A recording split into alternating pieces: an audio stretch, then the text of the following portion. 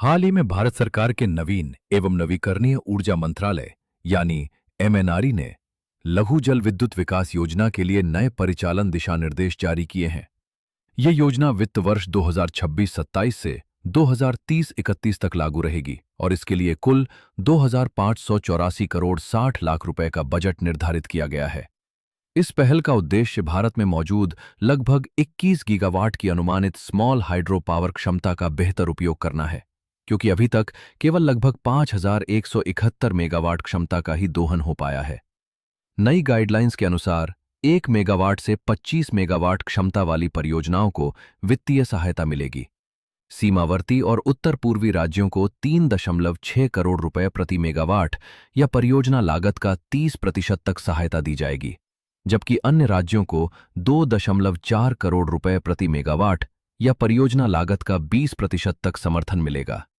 भारतीय सौर ऊर्जा निगम यानी सेकी को राष्ट्रीय कार्यान्वयन एजेंसी बनाया गया है और एक डिजिटल एसएचपी पोर्टल भी शुरू किया गया है, जिससे पंजीकरण, निगरानी और फंड वितरण पूरी तरह ऑनलाइन होगा।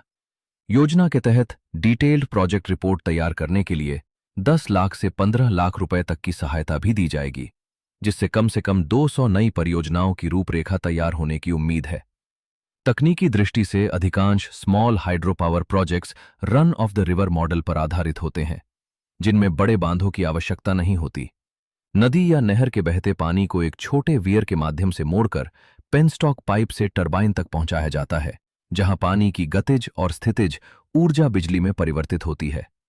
इसके बाद पानी को पुनः नदी में छोड़ दिया जाता है।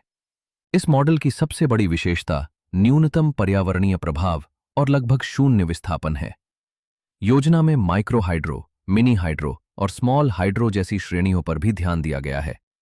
हिमाचल प्रदेश, उत्तराखंड, जम्मू कश्मीर, लद्दाख, अरुणाचल प्रदेश, सिक्किम तथा अन्य उत्तर पूर्वी राज्यों को प्रमुख लाभार्थी क्षेत्रों के रूप में देखा जा रहा है।